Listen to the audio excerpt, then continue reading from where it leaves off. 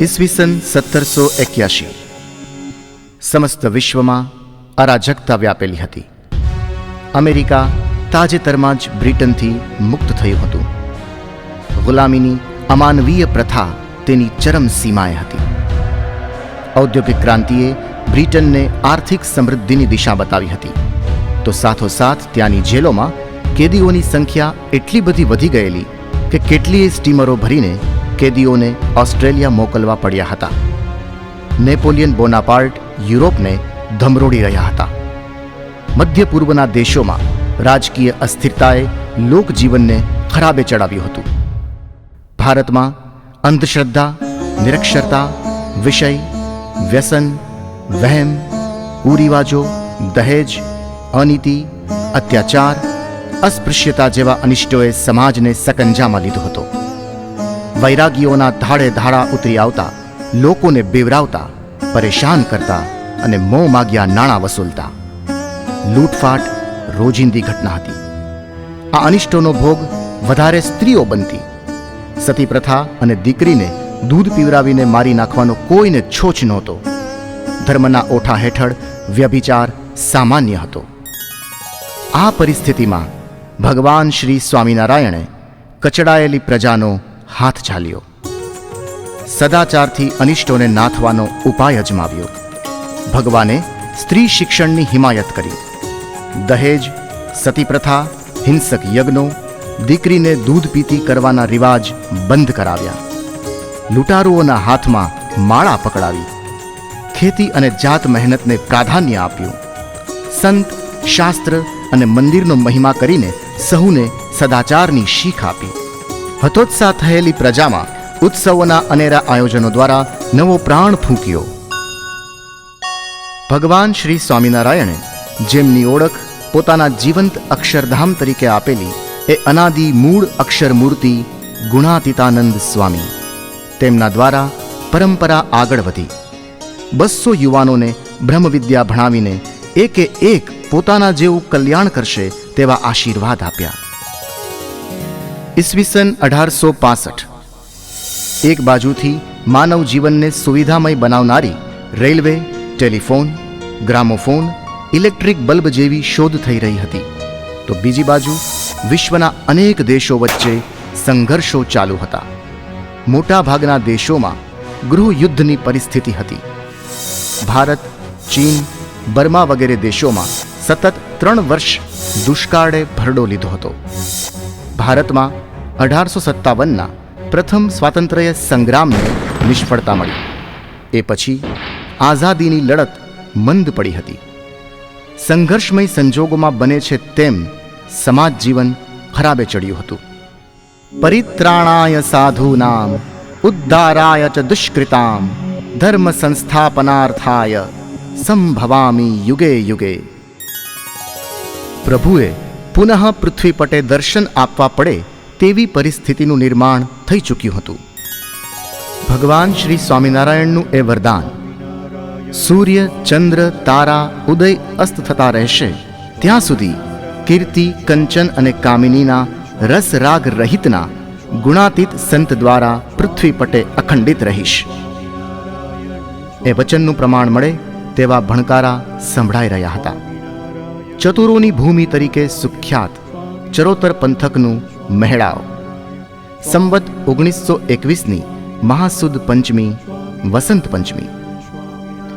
31 જાન્યુઆરી 1865ના મંગલ દિને ધોરીભાઈ અને હેતબાને ત્યાં ત્રીજા પુત્રરત્નનો પ્રાદુર્ભાવ થયો.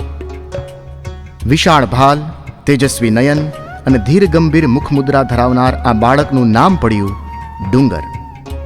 ભગવાન શ્રી સ્વામિનારાયણના અંગત સેવક વિદ્વાન સંતવર્ય શુક સ્વામી પાસે વર્તમાન, તો અક્ષર બ્રહ્મ ગુણાતીતાનંદ સ્વામી પાસે આશીર્વાદ પ્રાપ્ત થયા. આ બાળક મહાવિદ્વાન થશે, સર્વોપરી નિષ્ઠા પ્રવર્તાવશે, સંપ્રદાયની વૃદ્ધિ કરશે. બાળપણથી જ વૈરાગ્યની અદ્ભુત છટા ધરાવનાર ડુંગર ભક્ત અવારનવાર તીર્થધામ વડતાલ સેવામાં પહોંચી જતા. સદગુરુ વિજ્ઞાનાનંદ સ્વામી સાથે હેત થતા ગૃહત્યાગનો વિચાર દૃઢ થતો ગયો. પારિવારિક અવરોધોને પાર કરીને વિક્રમ સંવત 1939માં કારતક વદ પંચમીના મંગલ દિને પરમ પૂજ્ય આચાર્ય શ્રી વિહારીલાલજી મહારાજ પાસે મહાદીક્ષા ગ્રહણ કરી. યજ્ઞપુરુષ દાસજી નામ અપાયું. 18 વર્ષના આ યુવાન સંતે અભ્યાસ, કથા વાર્તા અને સેવાથી સૌના મન જીતી લીધા. ભક્તે સહિત ભગવાનની ઉપાસના, અક્ષર પુરુષોત્તમ ઉપાસનાનો ઉદ્ઘોષ કરનાર મહામુક્તરાજ પ્રાગજી ભક્તનો યોગ થયો. આત્મકલ્યાણના આ સુગમ માર્ગે વધુને વધુ લોકો ચાલી શકે તે માટે આ ઉપાસનાના પ્રસારનો નિશ્ચય કર્યો.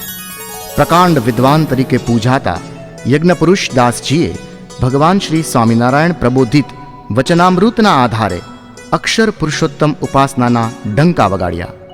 ભગવાનના ભક્તને એક સ્વરૂપ નિષ્ઠા જોઈએ, બીજું જીવન જીવવાની રીત જોઈએ. બરોબરિયાનો સંગ ન કરવો અને ભગવાનમાં હેત કરતા શીખવું. સહજાનંદ સ્વામી મહારાજની જય.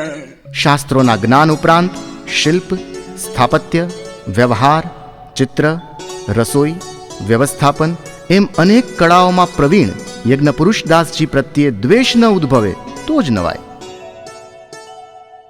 તો સામે પક્ષે જ્યાં જાય ત્યાં શાસ્ત્રોક્ત આધારો સાથે અક્ષર પુરુષોત્તમ ઉપાસનાની વાત કરતા યજ્ઞપુરુષદાસજી પ્રત્યે હરિભક્તોના ભાવમાં વૃદ્ધિ થઈ રહી હતી.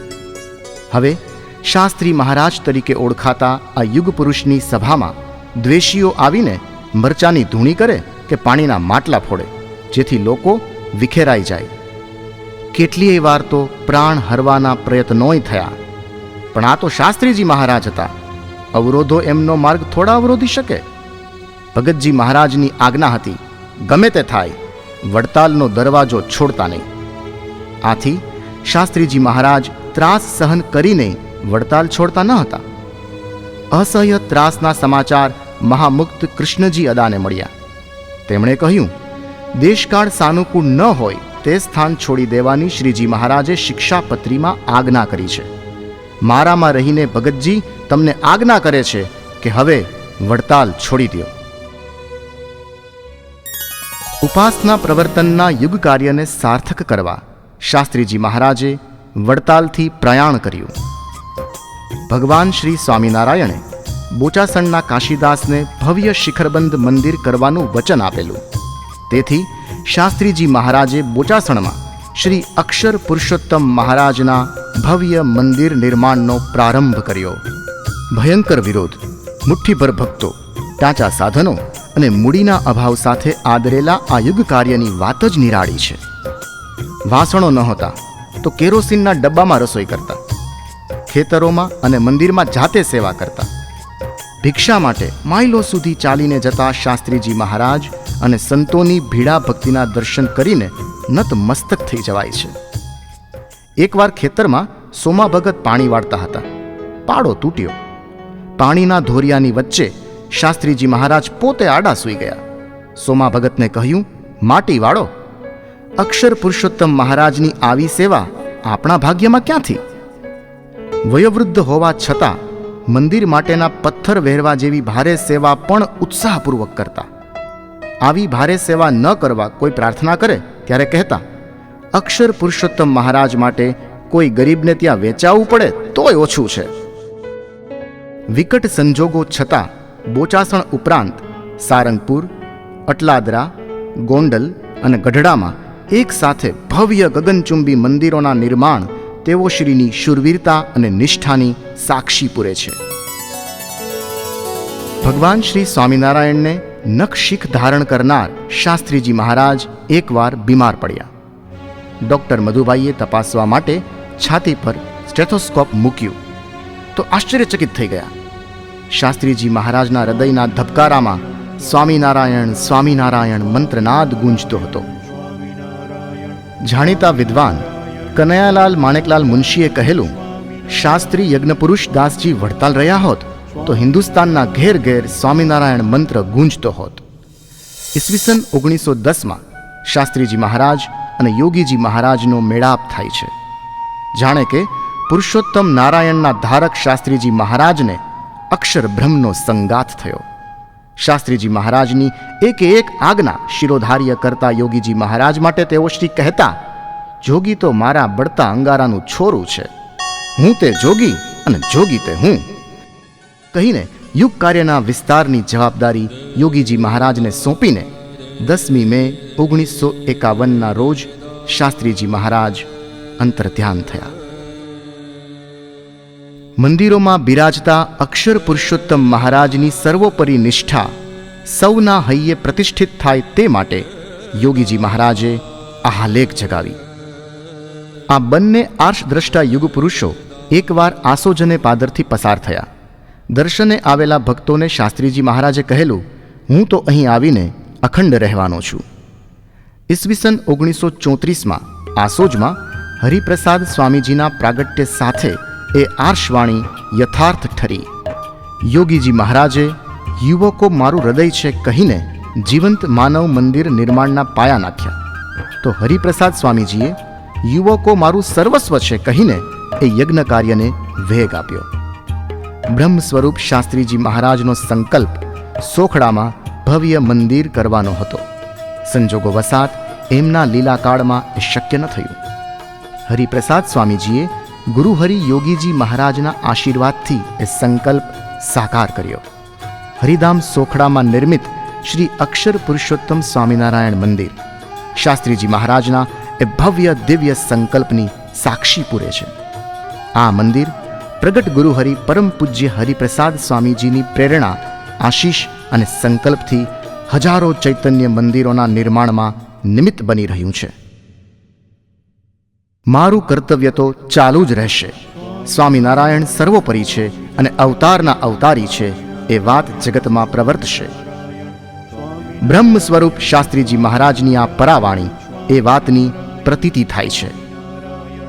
મંદિરમાં પ્રતિષ્ઠિત અક્ષર પુરુષોત્તમ મહારાજ સહુના હૃદય કમળમાં બિરાજે તેવી બ્રહ્મ સ્વરૂપ શાસ્ત્રીજી મહારાજના સાર્ધ શતાબ્દી મહોત્સવે અંતરની પ્રાર્થના. અક્ષર પુરુષોત્તમ મહારાજની જય. સ્વામિનારાયણ સ્વામિનારાયણ સ્વામિનારાયણ સ્વામિનારાયણ સ્વામિનારાયણ સ્વામિનારાયણ.